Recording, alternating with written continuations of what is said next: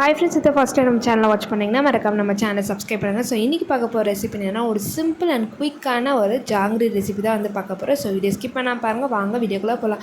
இதுக்கு வந்து பார்த்திங்கன்னா 1 கப் உளுந்து 3 மணி நேரம் நல்லா சோக் பண்ணி வச்சுருக்கேன். அதே வந்து 1 கப் வந்து சக்கரை எடுத்து வச்சுருக்கேன். இந்த 2 பொருள் வந்து சூப்பரான ஜாங்கிரி வந்து செஞ்சிடலாம். ஸோ இப்போ வந்து இட்லி தோசைக்கு எப்படி நீங்கள் வந்து உளுத்தம்பருப்பு அரைப்பீங்களோ அதே கன்சிஸ்டன்சியில் வந்து நைஸாக வந்து அரைச்சி எடுத்துக்கலாம். இதோட கன்சிஸ்டன்சி வந்து பார்த்திங்கன்னா தண்ணியில் போட்டால் கூட நல்லா ஃப்ளோட்டாகி வரணும். அந்த மாதிரி கன்சிஸ்டன்சியில் தான் வந்து நீங்கள் மாவு வந்து நல்லா நைஸாக அரைச்சி எடுத்துக்கணும். இது கூட கொஞ்சமாக கேசரி பவுடர் வந்து ஆட் பண்ணிடுறேன். ஸோ கேசரி பவுடர் ஆட் பண்ணிட்டு ஒரு விஸ்க்கு வச்சு நல்லா விஸ்க் பண்ணிடலாம். நல்லா அந்த பேட்டரோட நல்லா மிக்ஸ் ஆகணும், நல்லா அந்த கேசரி பவுடர் கலர்.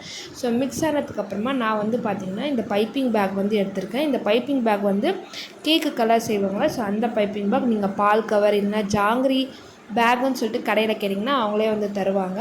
நல்லா வந்து கரெக்டாக ஈவனாக வருதான்னு செக் பண்ணிக்கோங்க. அதுக்கப்புறம் நீங்கள் வந்து ஒரு பேனில் சர்க்கரை பாகு வந்து எடுத்துக்கலாம். நம்ம இதுக்கு வந்து 1 கப் சர்க்கரைக்கு 1 கப் தண்ணி வந்து ஆட் பண்ணுறேன் நான்.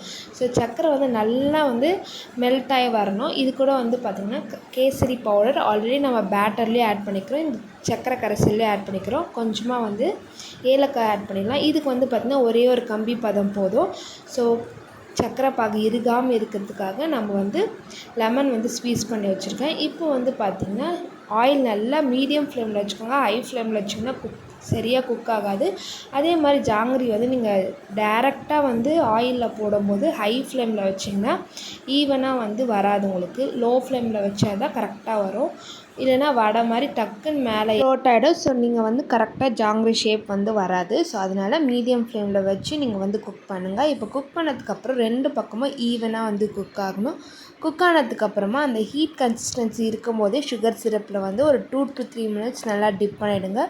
ஸோ மறக்காமல் ஹீட் கன்சிஸ்டன்சியில் இருக்கும் போதே டிப் பண்ணால் தான் உங்களுக்கு கலரும் வந்து கரெக்டாக கிடைக்கும். அதே மாதிரி அந்த ஜாங்கிரி சுகர் சிரப்பும் நல்லா அப்சர்வ் ஆகும். ஸோ இப்போ வந்து பார்த்திங்கன்னா 2 minutes போதும், ரொம்ப நேரம் டிப் பண்ண தேவையில்ல. ஸோ நல்லா கலர் வந்து அப்ளை பண்ணிவிட்டு எடுத்திங்கன்னா சூப்பரான ஜாங்கிரி வந்து ரெடி ஆகிடும். 2 பொருள் இருந்தால் போதும், வீட்லேயே சிம்பிள் அண்ட் குயிக்கான ஜாங்கிரி வந்து செஞ்சிடலாம். ஸோ நீங்களும் வந்து உங்கள் வீட்டை ட்ரை பண்ணி பாருங்கள். ட்ரை பண்ணி பார்த்துட்டு கமெண்ட் பாக்ஸில் கமெண்ட் பண்ணுங்கள். மறக்காமல் நம்ம சேனலை சப்ஸ்கிரைப் பண்ணுங்கள். தேங்க்ஸ் ஃபார் வாட்சிங். See you in the next video. Tata, bye bye.